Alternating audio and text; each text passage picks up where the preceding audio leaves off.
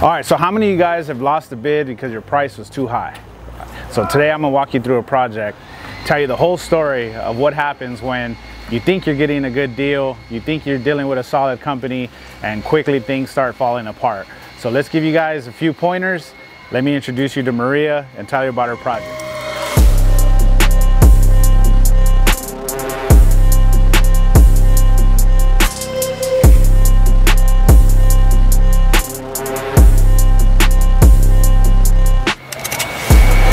Welcome back. So we're horror story part 2.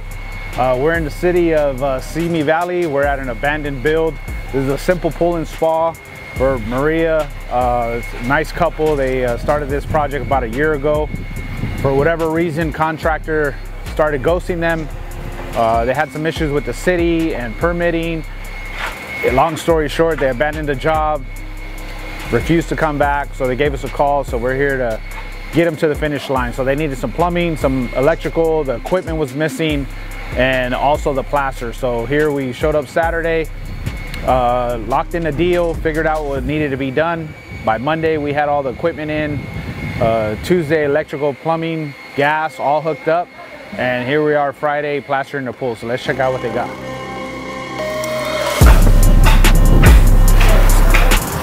So part of the issue here was that the builder got probably in over his head. The client showed me contract, what the deal was for.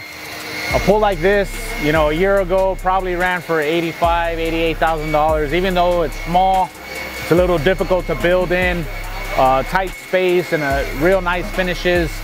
So I think their budget was around $75K at the time, but without tile, without any of the finishes, and obviously without the equipment. So when you're shopping around for pools, you might want to specify what is really included. Do you have to do the turf? Are you handling the landscape? Are you going to repair the access point where you broke either a fence or a wall to get in? Especially, is your equipment included? This is one of the most expensive pieces of your build. So if you get to plaster, like in this case, they waited for plaster inspection. Inspector came out and failed them because it said, how am I going to let you plaster if you don't have any equipment? So they called us, we got them the full Hayward automation suite. So you have the Omni PL, we got a variable speed pumps, we got a water feature, plumbed everything in, and had to figure out how all these pipes work. That's one of the drawbacks when you come in after somebody else. Everyone works differently. So we have to guess and figure out what pipe is what does it go to make sure that we hook it up. So today, you know, we got the plaster crew here. They had to face some more obstacles. The pool was very messy. They had a lot of extra thin set and spec mix and installation materials of tile, where if they don't spend the time to chip it out and make it smooth, it's going to impact the finish of this pool. So we got H&H Pool Plastering here today helping us out. They're a local builder out of the valley. Longtime friend Luis, they gave us a hand and said, hey, we'll plaster your pool by Friday. Here we are Friday afternoon, just like he said, and I'm sure the homeowner is happy. So let's hear what she's got to say.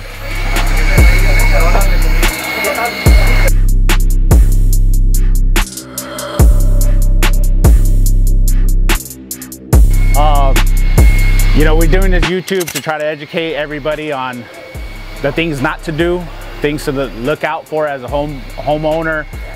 If you're shopping for a contractor, what are the red flags that you should be aware of? So tell us what happened here.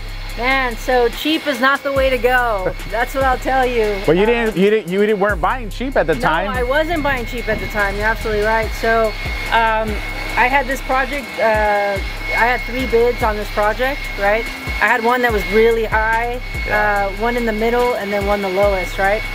And then I went with the lowest bid, right? And not because of, I wouldn't say because of the money, but mostly because of the company. I felt like who they were, what they showed me they represented, right? And then I made the biggest mistake also. Like, I was so excited at the idea of having a pool that I just was like, let's go. You know? And do you feel you probably rushed into it because they either, you know, sold you on, hey, we can start tomorrow? So I mean, we tell everybody, if they're available right now, there's probably a reason for it. If somebody tells you, hey, I can get to you, but you might have to wait 3 months, 6 months, sometimes it's worth the wait, because you're a year down the road and your project's still not done, but yet you took the lowest bid. And we all thought that, you know, if what they were selling was true and came to be, it's a perfect world. But we have Yelp and Google to reviews to tell us that that's never the case. Yeah, and that's exactly what happened, right? So these 3 companies, right, 2 of them were like, hey, we're a year out. And I was like, a year? I don't want to wait for a year, right? This was COVID, like right at the end of COVID? Right at the end of COVID, right? And like supply and demand was high, materials were expensive, you know? And so they couldn't even lock me in, right? The companies that were legitimate were like, we can't lock you in because material cost is increasing and we're just booked. And I said, okay. But this company that I selected, they were like, no, we can get it done. We'll be at your house like almost next day to excavate. But that's a trap, right? It's a trap. It's a trap because they excavate and then they go away for a little bit, right? Because it's true, everyone is backed up, and the true reality is that this project is not something that can be done right away. If a company says, I can start your project a year from now, believe them. Because don't believe the company that's going to tell you, I'll get it done tomorrow. Because they won't. It's not possible. Did you feel like it was a company you contracted with that was doing the work, or was it just random mom and pop showing up with, you know, huaraches? Yes, it was random. Yes, right? Lucky for me, I'm bilingual, right? So I was able to speak to the guys that were exceptional. You know, the workers wanted to work, they wanted to be there, but the company didn't have materials here on site. So they show up with nothing to do, wasting time. We're sitting here for hours with nothing to do. And then the day would go by and we wouldn't have any work done because there's no material. Right? And so, and then to the point where the workers were using their own money to fund the company's project. There was a lot of stuff, So it was a lot of like, I don't know who. It didn't look like your company, that's for sure. Okay. Well, I mean, damn, that's a nasty start. So, I mean, if you don't mind me asking, what was your contracted amount for this project? My contracted amount was $75,000. $75,000, and that included the dig, the steel, the coping, tile, equipment, grass, all that.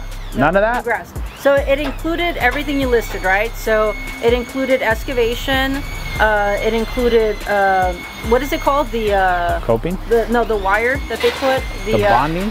Oh, rebar. The rebar. It included rebar. It included the shell of the pool, right? And then a waterfall feature.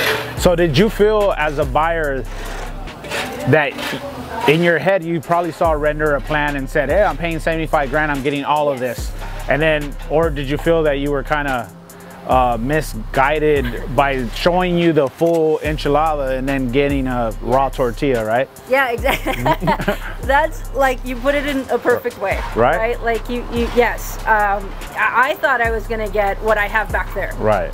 But what I have back there is a different number than what I was told. So let me ask you about that different number. So let's say you're 10 grand above what you contracted for, right? And did you have a bid that was 10 grand above what you contracted for? Vic, you're asking great questions. Yes. You did, right? And you would have been done and all in one.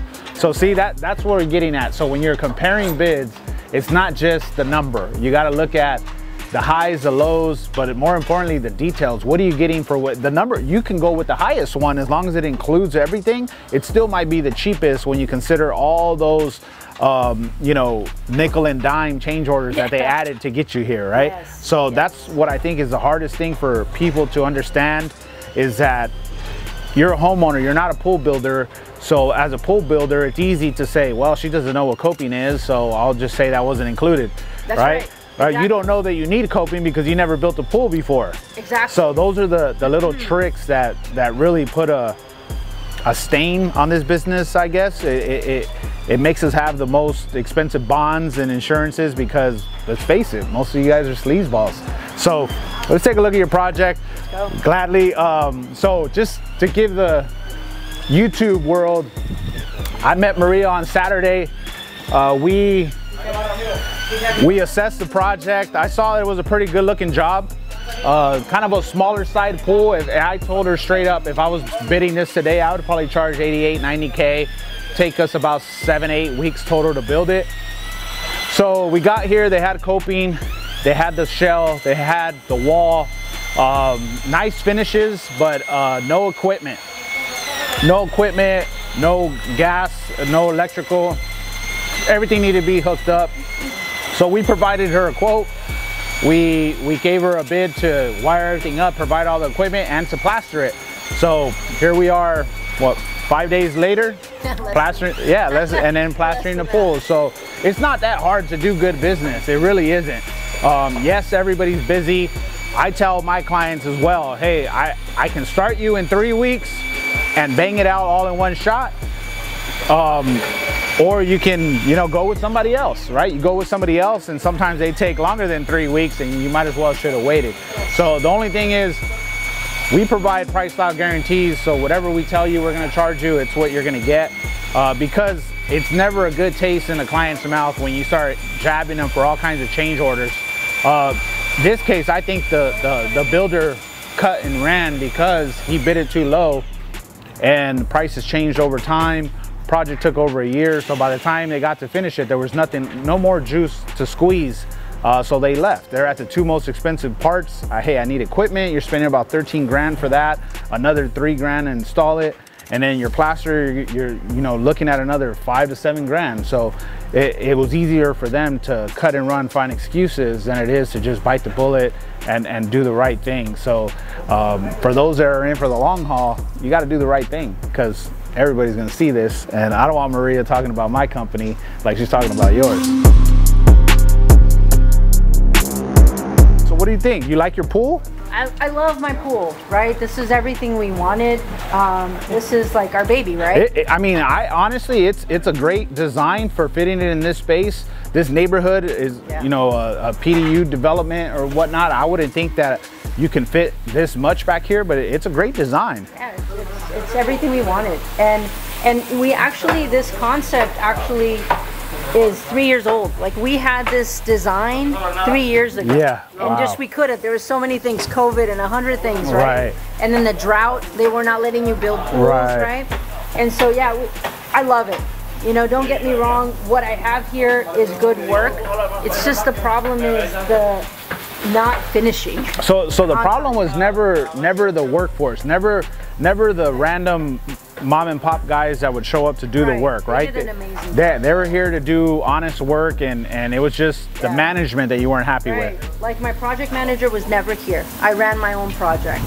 So you paid full. Did you see him when it was time to pick up a check? Every time. Yeah. The key thing in this business, especially, you know, pool builders are like general contractors in the most case. A lot of them, you know, 100% sub out every piece of the work.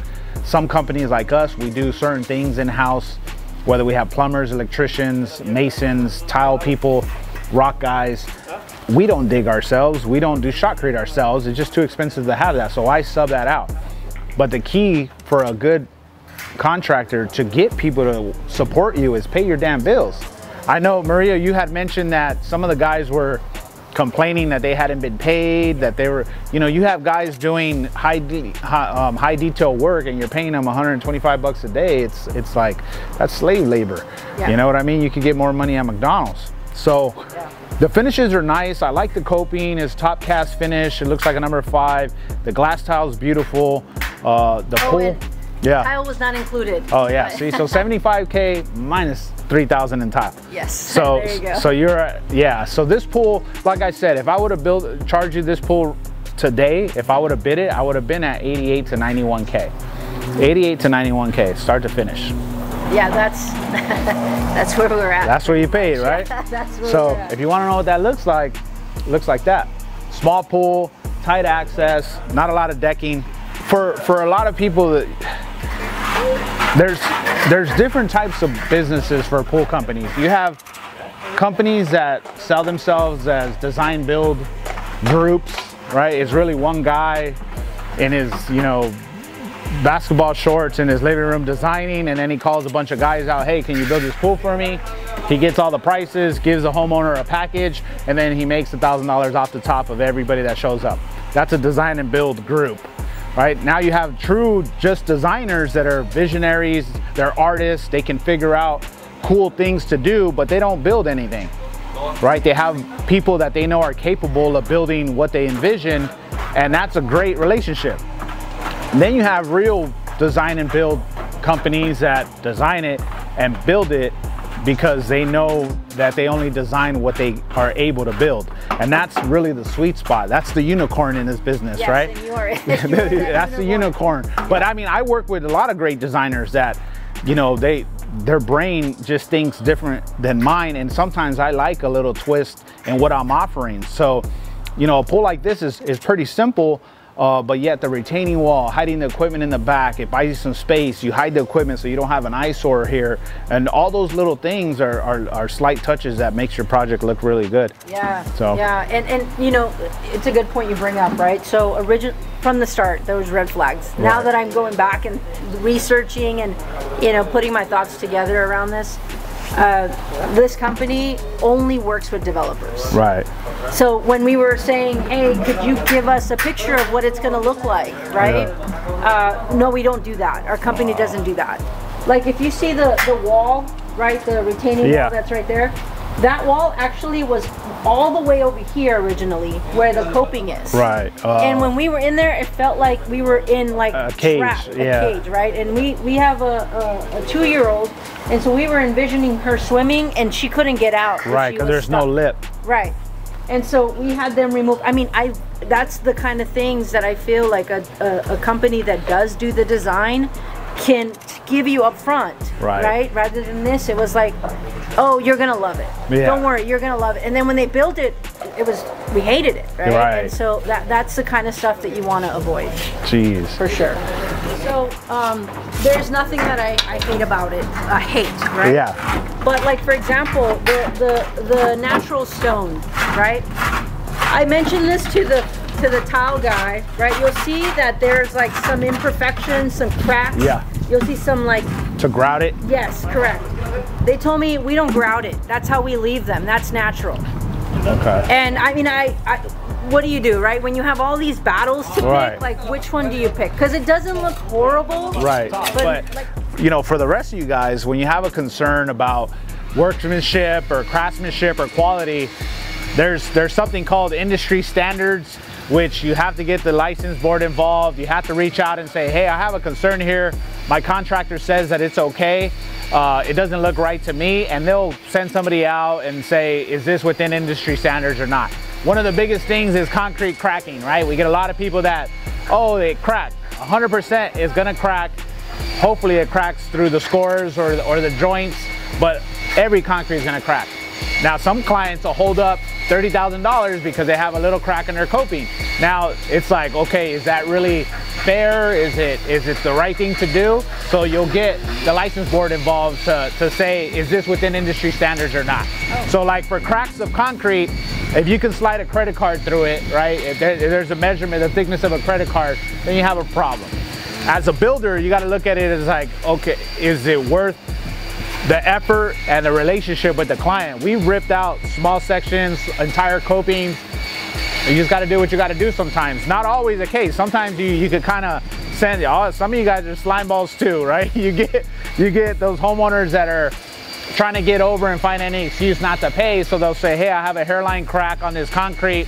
I don't want to pay for the $30,000 of driveway I just did, right? Yeah. So you got to kind of, you know, pick your battles and just always do the right thing.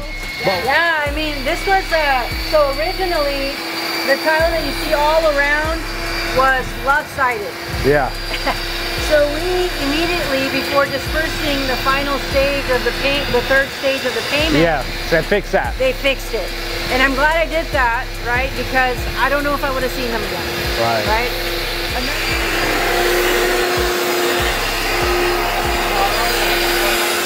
So on the plans, did it show the wall this way? No.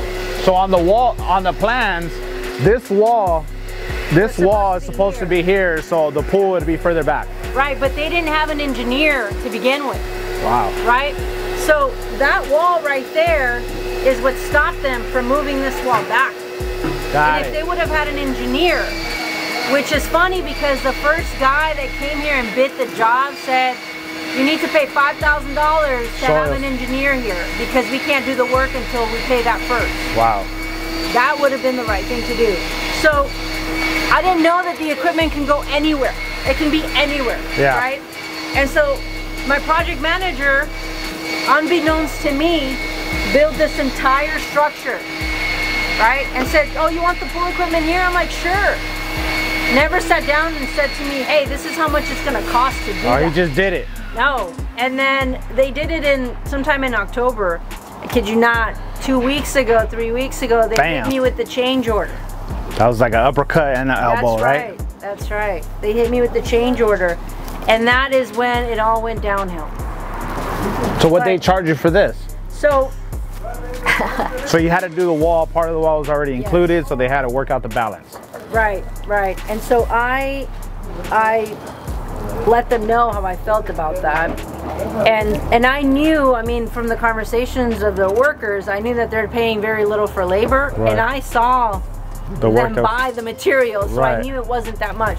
So I ended up paying for this about $3,100. Yeah. And I think it would have been more. It's more, the work is more. Yeah. But I think that because they messed up, not telling me ahead of time, because that's the point of a change order, right? A change order, you tell the customer when the change is happening, when it's happening, before you build it. Yeah, no, the change order, it's both ways. So it's if we start digging a pool and you see, you hit something that, you know, hey, we find a dead body down there, bones, and we have to stop what we're doing, you need a change order to adjust the duration of the project. If you find a big rock, and obviously no one knows what's under the ground, and you have to be chipping at it for a week, you're gonna say, hey, do you want us to shift the pool, or do you want us to keep going? You're gonna expect to pay X amount of dollars, and it's gonna push the project out this far. You get that approved. In this case, they added a little equipment pad area with the retaining wall, didn't talk about costs or schedule impacts, and then hit you 2 months later with the change order, right? And it would have been more if I wouldn't have been so outspoken about the way it happened. And you know, we got lucky because we built a relationship with the inspector, because my project manager was hardly here during inspections. Yeah. And so there's not enough space for whomever is going to service my pool. So either way, it wasn't done the right way. Right. So so that's the only two things that I feel. What about your equipment? How come they never got your equipment? Well, the reason why they didn't get the equipment is because I found out that every time, right? You said it, right? This is the most expensive state. Yep. Right? And I think that they're kind of working paycheck to paycheck, project to project, I would say. Or funding one project with the next project. So they said to me, as soon as we get the check for stage 3 of the work, which is stripping and tile. Yeah. As soon as they get that check, and they would then order my equipment. And then they received the check, and then they were like, no, we need to let it clear. Let it clear. And then it was like, no, there's other customers ahead. And that was like, wait, you started my project in August. You mean there's other customers waiting for work? Wow. And that's when I said, I am at a stage where I don't owe you any money, and I don't want you in my property. And that's when I ended the work. So what was their response to that? Their response to that was, no, we intend to finish the work. They actually gave me dates that I've been waiting for weeks. But it was like, oh, it's pre-plaster, before plaster. And so, honestly, we did this in like 4 days, right? 4 days. And I would have had to wait, I think just for inspection? Yeah. Inspection next Friday? Yes, yes. And everything was like the inspector's fault, the city's fault. Yeah. Never accountability. You know how you mentioned that sometimes you have to eat one for the customer? You do. I'm eating a lot of them right now. Yeah, this company never, right? Yeah, it's, you know, there's a gimmick. What I found out in this business is that any company that's been around long enough, if you go back, they probably have 2-3 different names, and you're like, well, why would they do that, right? It's like, okay, if you spend some time investing in your brand and your reputation, why would you close up shop and change your name and start fresh? It's usually when things get too big, you start getting sloppy, you burn some people, It's easier to cut and run than to lose 15 grand or whatever they were set to lose here. And that's where you have to look at who you're doing business with and say, are they in for the short haul or the long haul, right? So, I mean, obviously, who you were dealing with, they have no problem getting work if they're building for a lot of developers. But you got to remember, developers, they want quick, fast, and cheap. They're not the real clients like the homeowners that are looking like at their forever home. Right. So there's a key difference, right? All right, so you heard it from the client direct. You know, we don't need to say too much. We don't need to talk down on any company. If you're in the process of buying a pool, be smart, do your research, read the fine print, make sure that you're getting exactly what you thought you were paying for. If not, you're gonna be in a situation like we were here with Maria. So next time you're shopping around, give us a shot. Let us know what you're after and we'll see what we can hook you up. The G6, we got your 6.